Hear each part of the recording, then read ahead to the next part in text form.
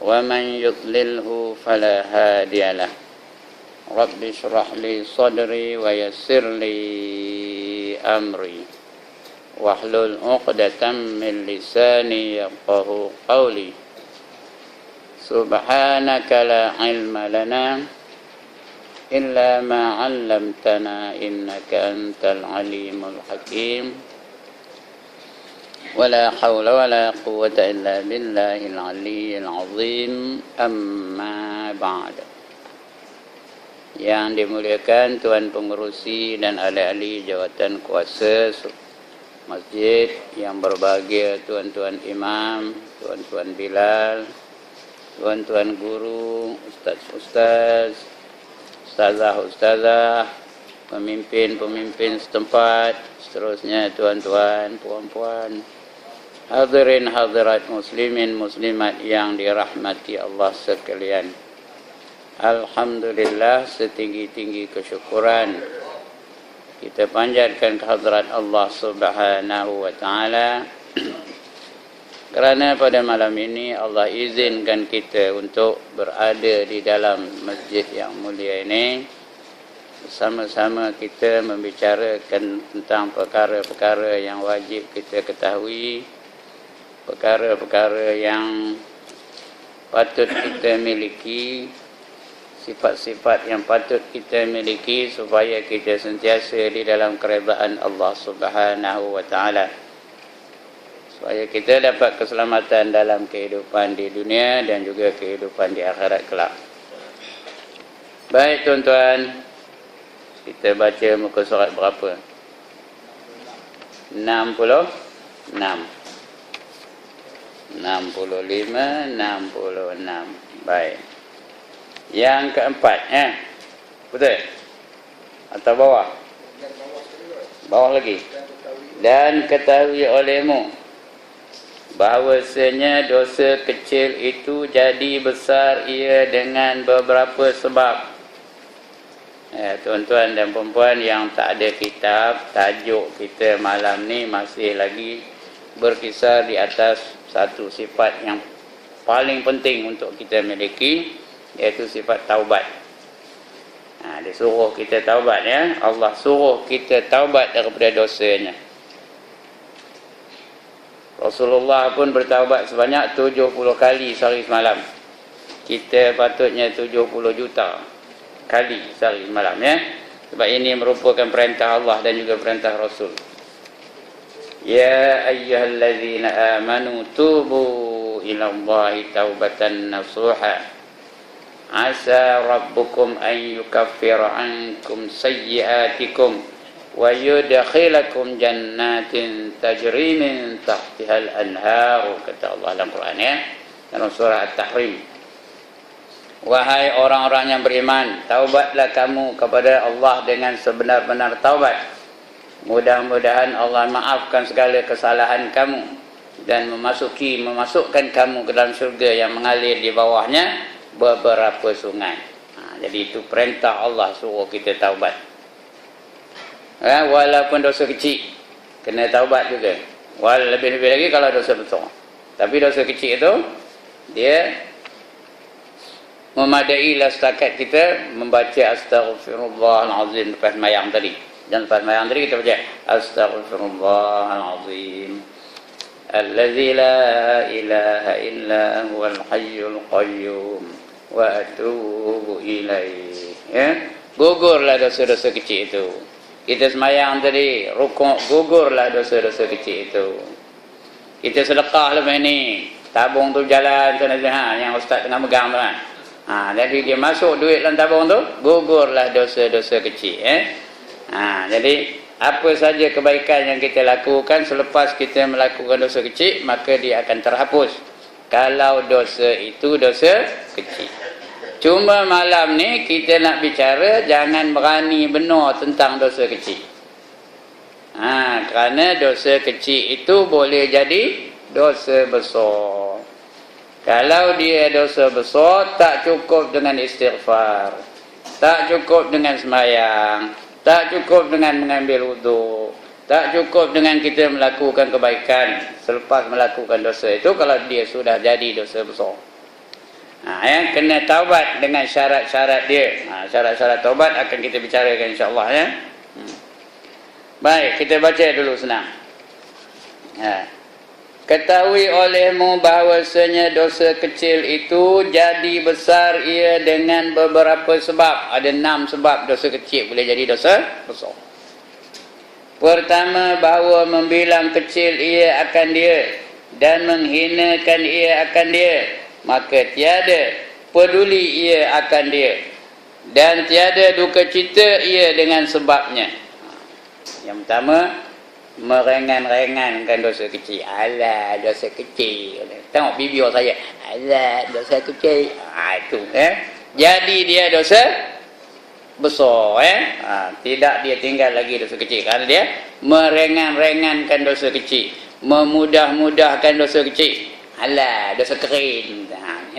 Ada pula dosa kering, dosa basah jadi ketika itu dosa kecil itu jadi dosa besar.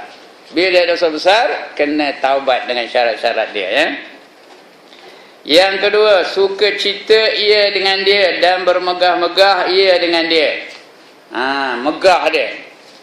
Dia buat dosa kecil itu megah. Tengah berjoget tu. Tahu berjoget? Dari Melaka ke negeri Pahang, singgah di Johor beli barangan. Dia mensono. Tengok komen aku dah 72 berjoget lagi. Megah dia. Bila nampak ustaz ada megah dia tu.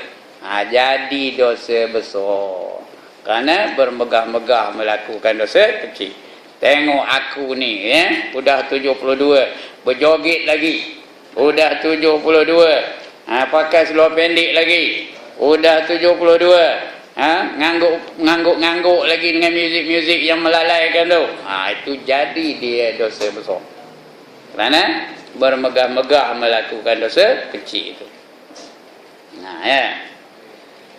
Itu yang kedua. Yang ketiga, bahawa bermudah-mudah ia dengan menutupi Allah Ta'ala atasnya dan menyangka ia akan bahawasanya kerana mulianya pada sisi Allah Ta'ala dan tiada mengetahui ia akan bahawasanya dimurkai Allah Ta'ala.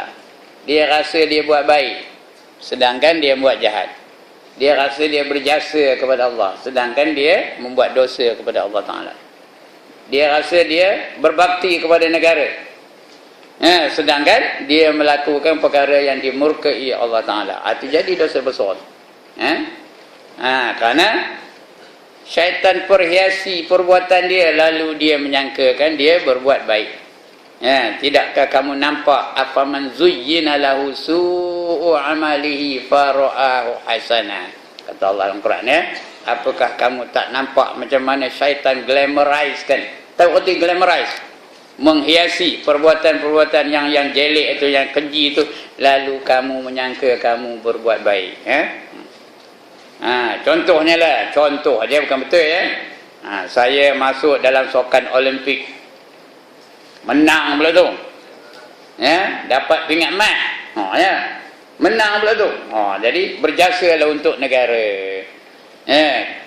Lepas tu buatlah kenduri arwah ke, kenduri kesyukuran ke.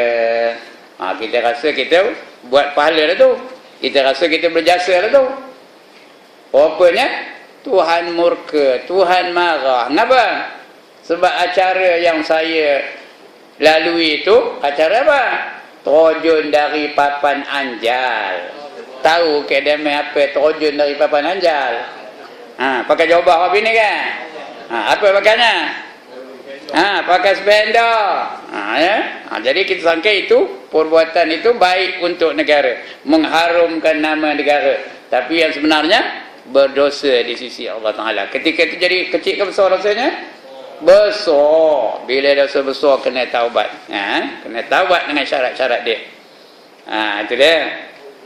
Kenapa? Dia mudah-mudah dia nak nutupkan tu. Lagipun dia kata apa susah malangkan aku tahajud hilang dari dosa tu, katanya. Habis itu jadi dosa besar itu yang ketiga. Yang keempat, bahawa mengerjakan akan dia dengan terang-terangan dan menzahirkan dia akan dia dan menyebut akan dia, kemudian daripada mengerjakan dia akan dia. Kerana sabda Nabi sallallahu alaihi wasallam, kullu ummati mu'afan illal mujahirina wa inna minal jihari an ya'mala ar-rajulu bil-laili wa amalan summa yusbihu wa qad matarahu Allah ta'ala fayaqulu amiltul barihata kaza wa kaza wa qad bata yasturuhu dabbuhu wa yusbihu yakshifu mitrallahi anhu. Artinya tiap-tiap umat aku dimaafkan daripadanya. Maksudnya dia buat tak berdosa, dimaafkan ya. Melainkan yang berterang-terang dengan maksiat, terang-terang melakukan maksiat. Yang ini tiada dimaafkan daripada mereka itu. Dan setengah daripada menzahirkan dan menerangkan maksiat itu bahawa mengerjakan oleh seorang pada malam akan pekerjaan yang jahat, kemudian masuk ia pada pagi-pagi, pada ketika menutupi Allah Ta'ala akan dia, maka berkata ia, aku kerjakan malam begian, dan sesungguhnya telah bermalam ia menutupi akan dia oleh Tuhannya, dan berpagi-pagi ia membuka, ia akan penutup Allah Ta'ala daripadanya dengan memasyhurkan dosanya. Katanya apa? Dia dah buat dosa waktu malam, dosanya tu tak kira lah berjoget ke, minum arak ke, berjudi ke, main pakar ke, main apa lagi? Mentan lah. Tahu mentan? Bukan nama orang tan ya. Mentan lah. Ya. Maka dia tidur. Allah dah tutup dosanya tu. Allah dah tutup maksiatnya tu. Tak ada diisiarkan kepada orang ramai. Tapi esok pagi dia bercerita pula pada orang, malam tadi aku tengah main judi, anu ceritanya. Allah dah tutup rahsia dia, dia pun buka balik rahsianya. Ini ramai ni ya. Bukan tuan-tuan lah, orang lain ya. Allah dah tutup, dia pula buka balik. Komen ni apa kata orang tua tu. Yang cakap pasal tu orang tua tau. Komen ni apa? Aku macam tengah model macam komen. Aku menceritakan gini. Dia macam tengah nengok ni. Oh, dahsyat juga ustaz tu ya. Azam tu. Ya.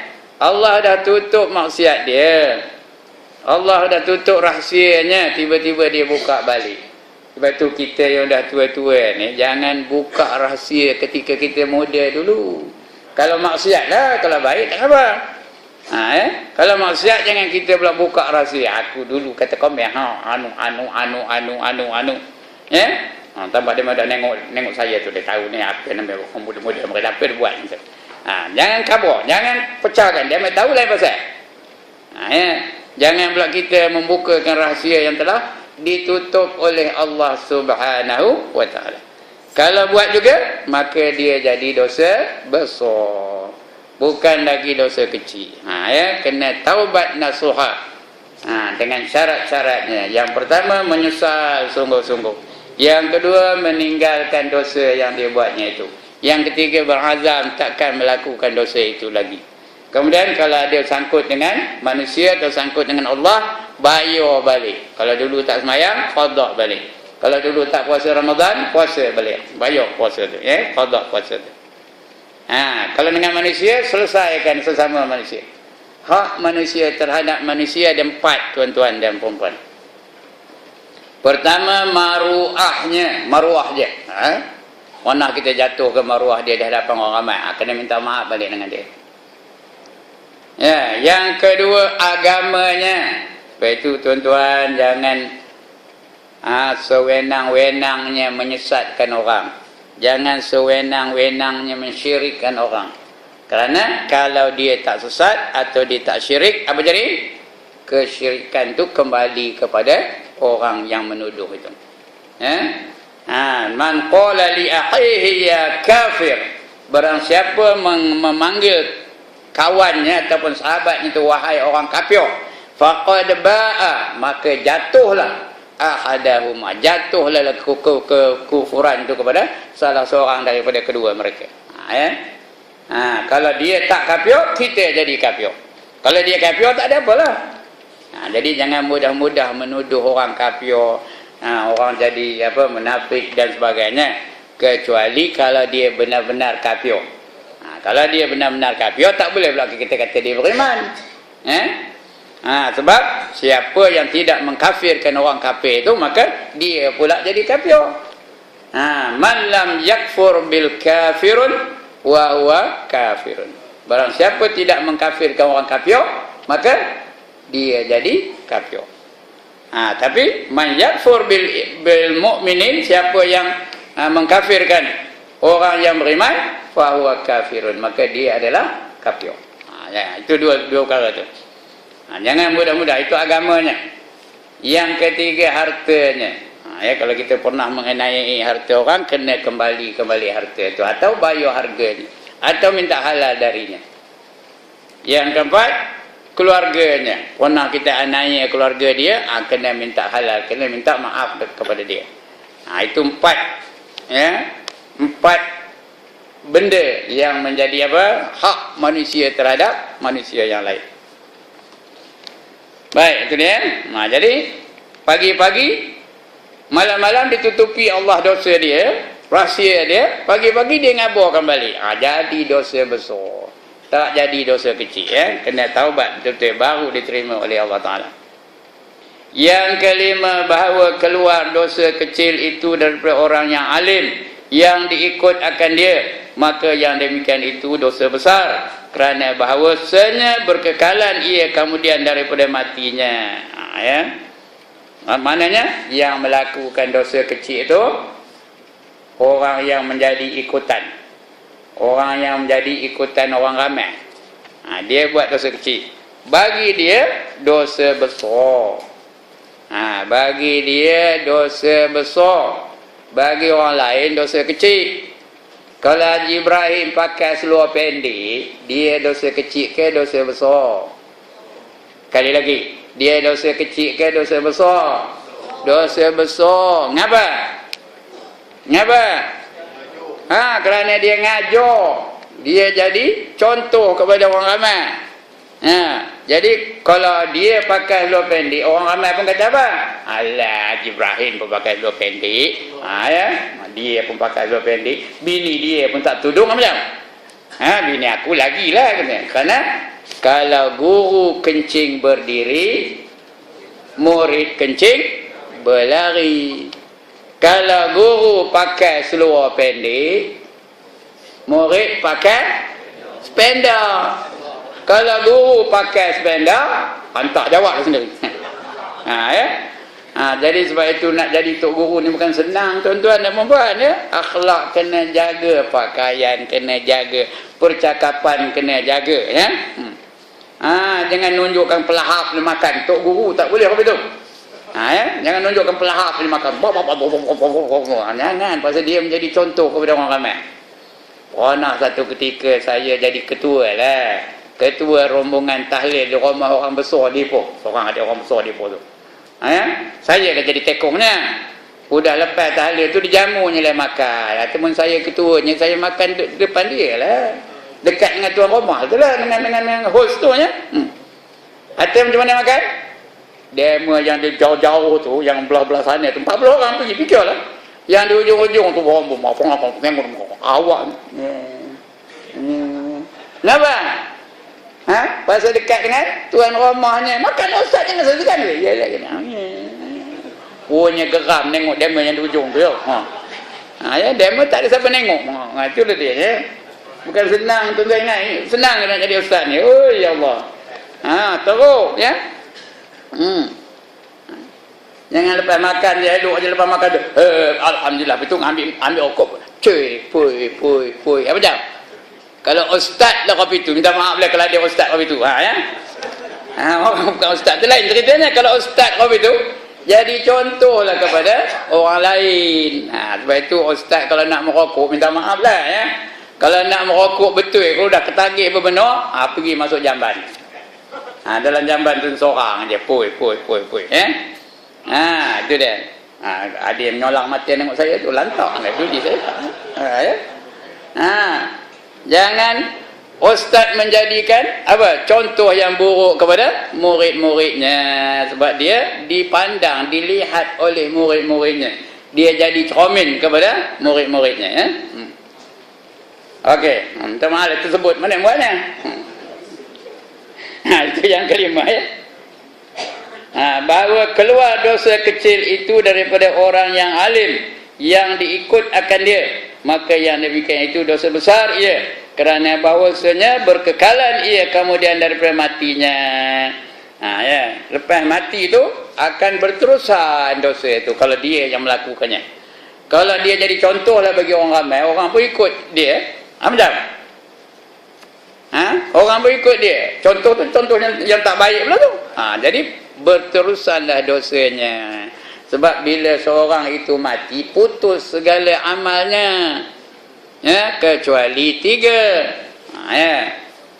Idza matal insanu qata'a amaluhu illa min salasatin, illa min sadaqatin jariyatin aw ilmin yuntafa'u bih aw walidin salihin yad'u lah. Semua hadis ni masyhur benar. Semua apa ada ni, ya. Bila mati seseorang anak Adam itu, putuslah segala amalannya kecuali 3. Yang pertama sedekah jariah, yang kedua ilmu yang memberi manfaat, yang ketiga anak yang soleh yang sentiasa mendoakan bagi kedua ibu bapanya. Yang pertama sedekah jariah. Jariah tu yang lama tahan, yang boleh digunakan lama-lama. Kalau dia sedekah benda-benda yang baik-baik, lamalah tahannya. Tapi kalau dia sedekah benda-benda yang haram, macam lama juga tahannya. Maka selagi digunakan benda haram tu, maka berdosalah dia, ya. Benda-benda yang haram di sedekahnya. Dia sedekah contoh apa?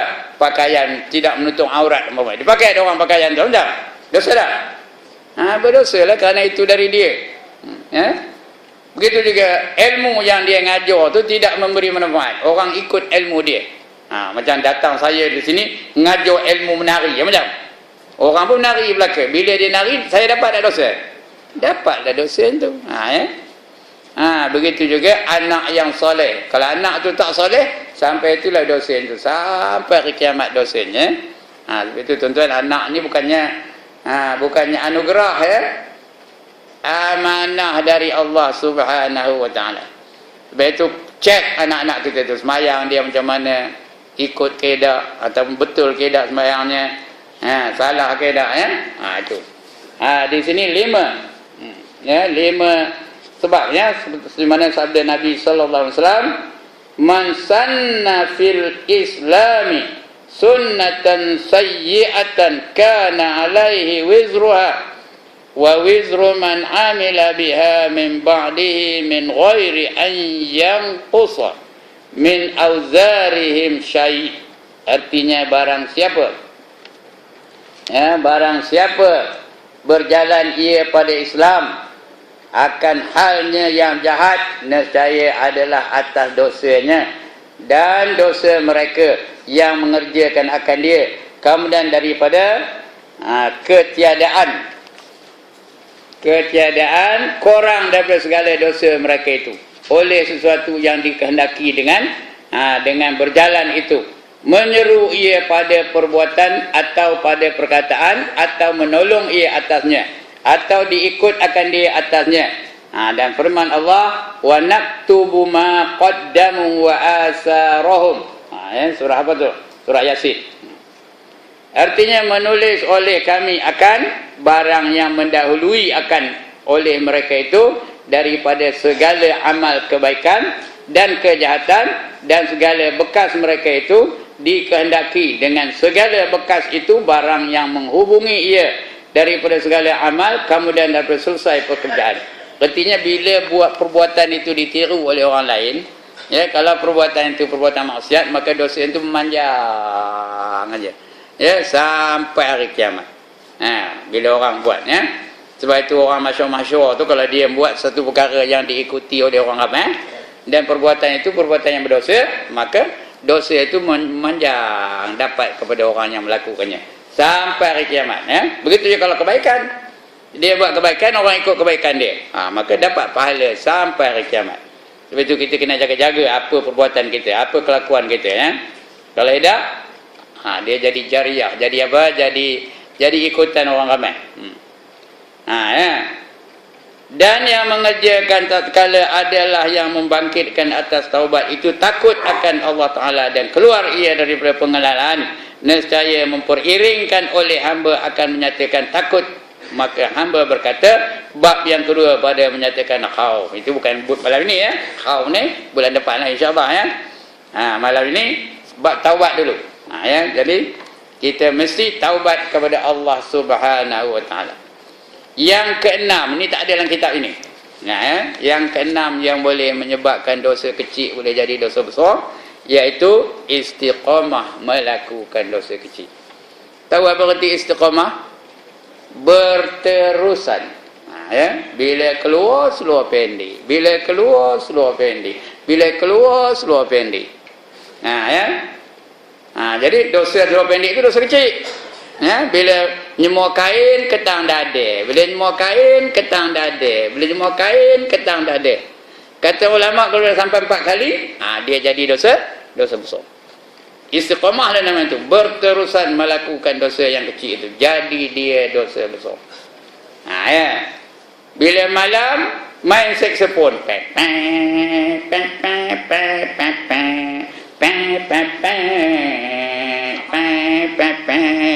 pernah dengar ke ni? Asal malam itulah bunyinya, dengar so apa ni saksofon dia. Jadi dosa besar kerana istiqamah melakukannya. Ini dia ya. Nak bagi faham betul tuan-tuan dan perempuan, dosa kecil ini boleh jadi dosa besar dengan 6 sebab. Yang pertama istiqamah. Saya cerita tadi istiqamah melakukan dosa kecil itu, jadi dia dosa besar. Yang kedua, meringan-ringankan dosa kecil. Tadi dah kita baca tadi meringan-ringankan dosa kecil, jadi dia dosa besar. Alah, dosa kecil bukan dosa besar. Ketika itu jadi apa? Jadi dosa besar. Yang ketiga, tidak takut dengan dosa kecil kerana dia banyak ibadahnya. Alah, apa gaduhkan malam karang tu tahajud, hilang dah dosa kecil itu. Jadi apa? Jadi dosa besar. Jadi dosa besar. Yang keempat, bermegah-megah melakukan dosa kecil. Dia rasa bangga melakukan dosa kecil. Tengok aku sporting, umur 72 masih berjoget lagi, umur 72 masih pakai seluar pendek lagi, umur 72 masih lagi melakukan benda pokok dosa-dosa yang kecil lagi. Bukan macam demam tu kolot. Tahu kolot? Jadilah dia dosa besar. Kenapa? Kerana dia bermegah-megah melakukan dosa kecil itu. Yang keberapa? Yang keempat, dia menunjuk-nunjuk, berdemonstrasi melakukan dosa kecil. Menunjuk-nunjuk, berdemonstrasi.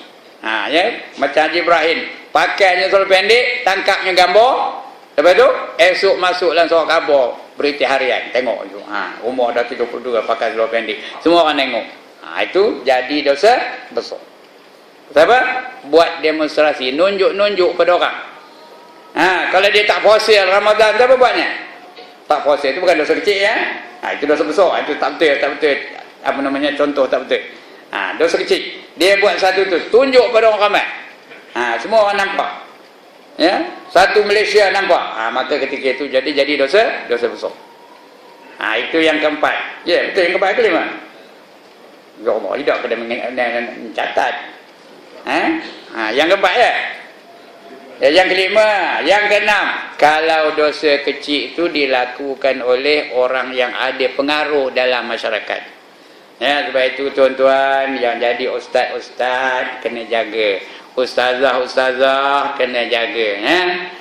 Yang jadi tok imam kena jaga, yang jadi jawatan kuasa masjid kena jaga, ahli-ahli PAS kena jaga. Alah, apa orang PAS pun buat ini. Macam? Kalau orang PAS boleh buat, orang lain lagi boleh. Kena jaga akhlak kita tu. Kalau tidak, dia jadi dosa besar, tahu? Kalau orang PAS melambat-lambatkan sembahyang, macam? Kalau orang empat melambat-lambatkan sembahyang, tidak berjemaah seorang-seorang sembahyang, macam mana? Orang lain?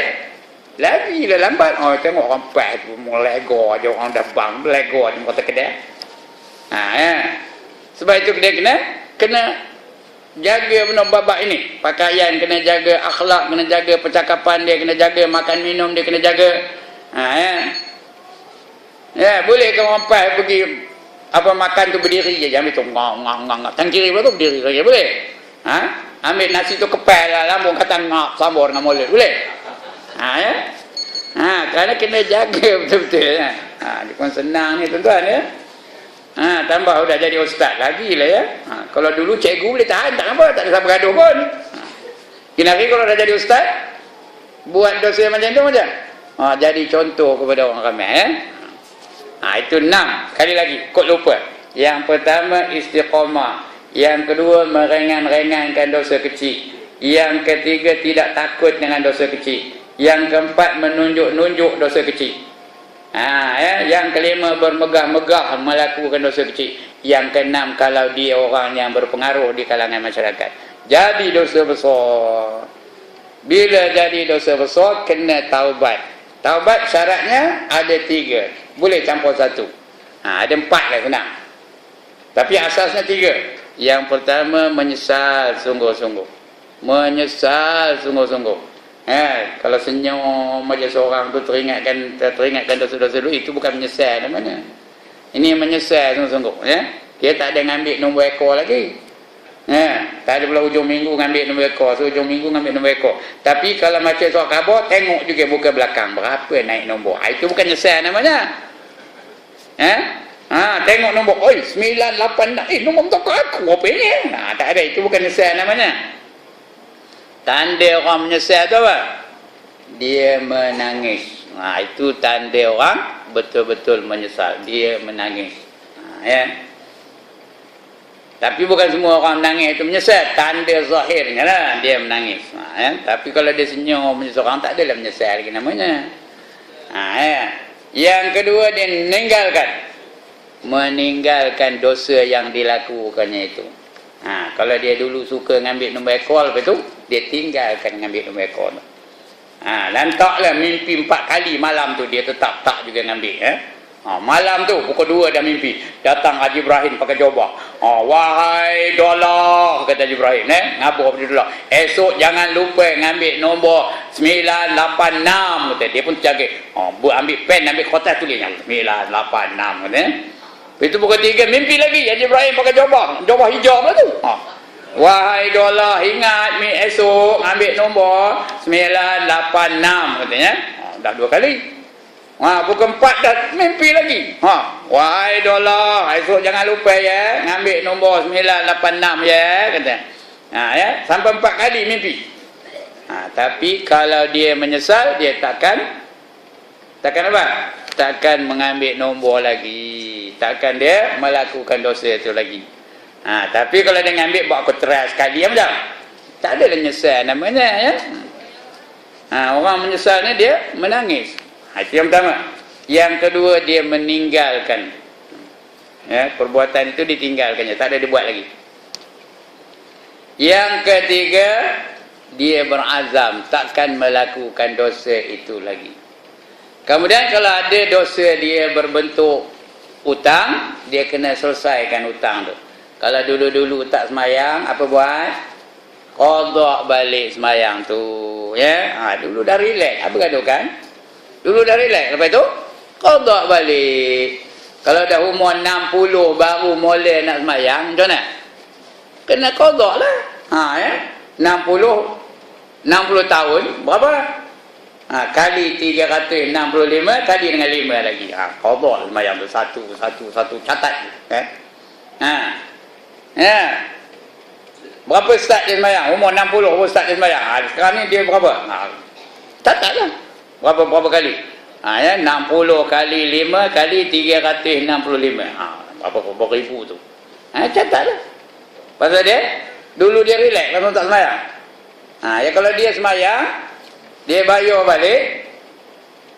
Kalau dia mati dalam proses pembayaran itu, maka itu Allah Maha Pengampun, Allah Maha Pemurah, Allah Maha Mengasihani. Serahkan kepada Allah Subhanahu Wa Taala. Sekurang-kurangnya dah berusaha dia nak menghapuskan hutang dia dengan Allah Subhanahu Wa Taala. Ya. Itu dia. Kemudian orang yang bertaubat ni, tuan-tuan dan puan-puan, Allah sangat kasih kepada orang yang bertaubat. Dia jadi kekasih Allah. Ndak kata ndak jadi kekasih Allah. Kali lagi saya tanya, diam je tak nak kot. Ndak kata ndak jadi kekasih Allah. Innallaha yuhibbut tawwabin wa yuhibbul mutatahhirin, kata Allah ya. Sesungguhnya Allah sangat kasih kepada orang-orang yang bertaubat dan sangat kasih kepada orang-orang yang mensucikan diri mereka zahir dan batin. Ya. Kalau kita taubat, kita jadi kekasih Allah. Allah sayang kita, Allah kasihkan kita. Tapi syaratnya kalau tak taubat, maka Allah akan benci kepada kita, Allah akan murka kepada kita.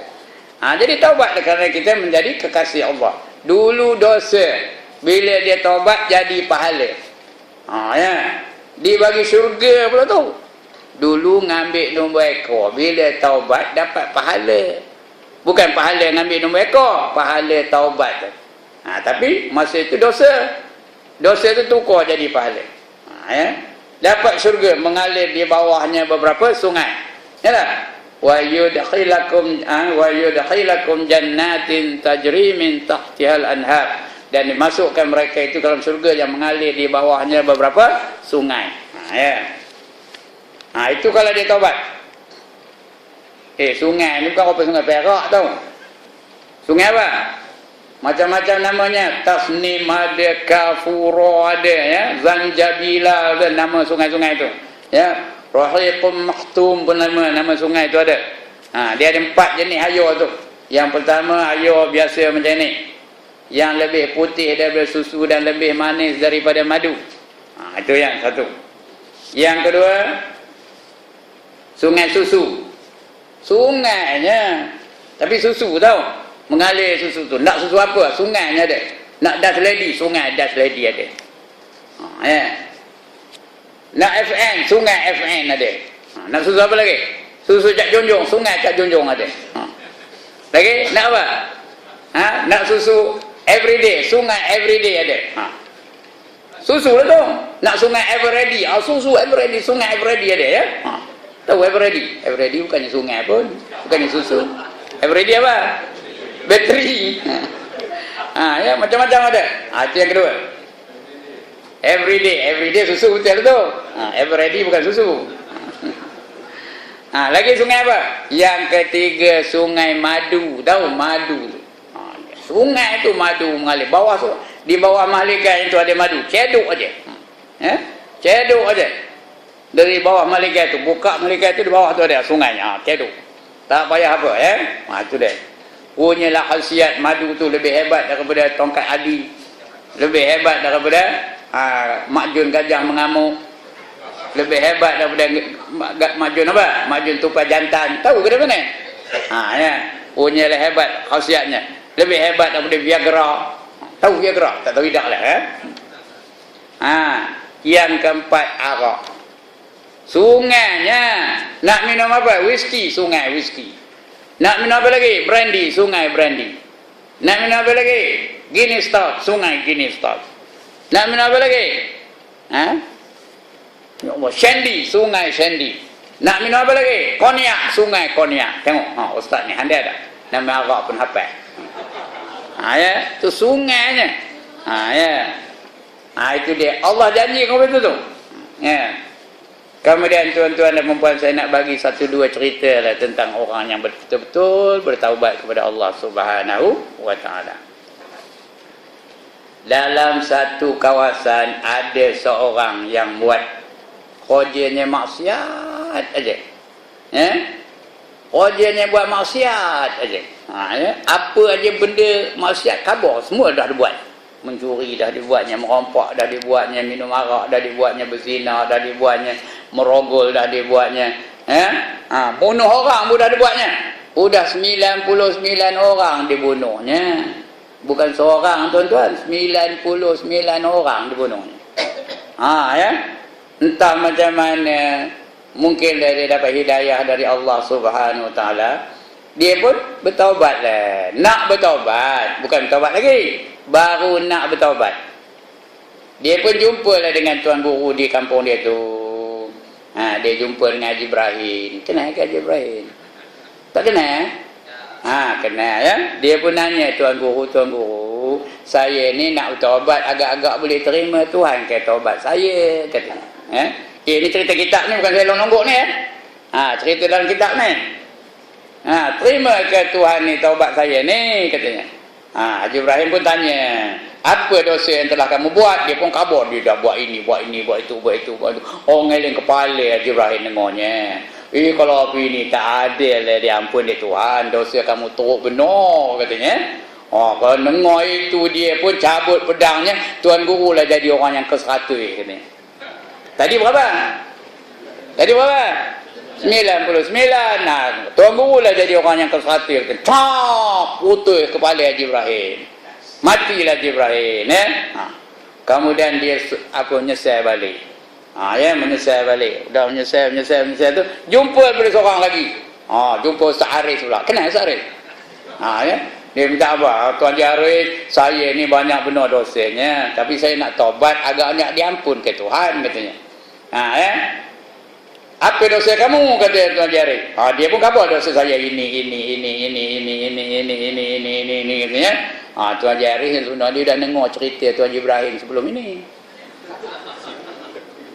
Dia dah dengar. Kalau dia kabur, kalau kopi itu tak ada lah, diampun Tuhan. Macam? Jadi 101 lah dia.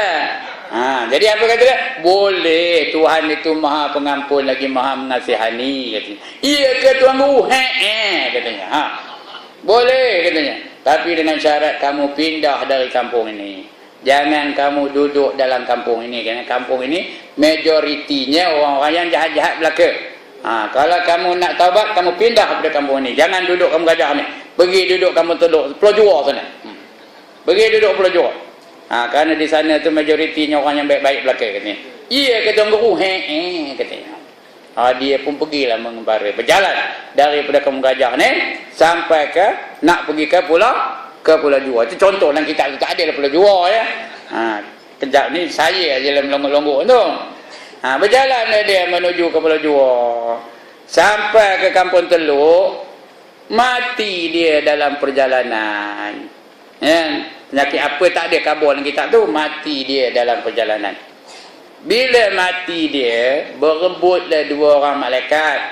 Seorang namanya malaikat Zabaniyah. Seorang lagi nama malaikat tu malaikat Rahmat. Kalau kita mati, tak yang mana yang ambil roh kita, Zabaniyah ke Rahmat? Tuan-tuan, Rahmat, tak ya? Jadi berebut dua-dua tu. Ini aku punya, kata malaikat Rahmat. Dia sudah taubat, kata zaman dia. Tak ada, ini aku punya. Dia mana ada taubat. Belum pernah dia buat kebaikan pun. Baru dia berjalan aja. Belum lagi buat kebaikan. Dia sudah ada niat nak taubat. Begitu dah bertengkar. Sudahnya, dia merefer balik kepada Allah Subhanahu Wa Taala. Bertanya dia mereka kepada Allah Subhanahu Wa Taala. Allah jawab, kamu sukat. Komen sukat tempat dia mati tu mana lebih dekat? Dekat pada tempat dia datang ke atau dekat kepada tempat yang dia tuju? Mananya dekat ke kampung Gajah ke dekat ke Pulau Jua? Malaikat pun sukat lah. Sukat tengok lebih dekat ke mana? Ke Pulau Jua ke Gajah? Ke Pulau Jua. Bukan jauh benar ke? Bukan panjang benar tak? Berapa? Sejengkal je lebihnya. Sejengkal aja tu lebih dekat ke Pulau Jua daripada kampung Gajah ni. Bermakna dia lebih hampir kepada taubat atau lebih hampir kepada maksiat? Ya Allah, dia tak faham nama cerita ni. Dia lebih hampir kepada maksiat ke lebih hampir kepada taubat? Lebih hampir kepada taubat. Maka Allah terima taubatnya. Dan rohnya diambil oleh malaikat Rahmat. Maknanya diampunkan Allah taubatnya kalau dia benar-benar taubat. Jadi kita ni ada ke pernah munuh 99 orang ada? Siapa ada munuh 99 orang? Tak ada. Jadi maknanya dosa kita tak ada sampai macam dosa orang tadi. Orang yang kopi itu pun Allah terima taubatnya. Betapa kita ni masih ada harapan untuk taubat kepada Allah Subhanahu wa taala. Ya. Ada lagi satu cerita, lantak nak nunggu pukul 9. Ada lagi satu cerita ini di zaman Nabi Muhammad sallallahu alaihi wasallam. Ada seorang pemuda, ya, kerjanya tak ada lain, bila malam kerjanya pergi mencuri kain kapan. Tahu kain kapan? Bila mati ada orang, malam tu dikoreknya kubur, lepas tu dia curinya kain kapan, dijualnya kain tu. Ini cerita di Mekah ni, ya. Dia masa dulu senang ke susah nak ngorek kubur di Mekah tu? Senang, pasyur. Bukan tanah liat kena kita ni. Udahlah tanah liat, berayur pula tu. Tapi sana pasyur, korek-korek dengan tangan pun boleh. Ya? Pada satu ketika mati seorang anak dara di Mekah dia, mati-mati ditanamlah. Bila tanam, ini cerita betul ni dah. Ini bukan longgok-longgok ni tau. Bila di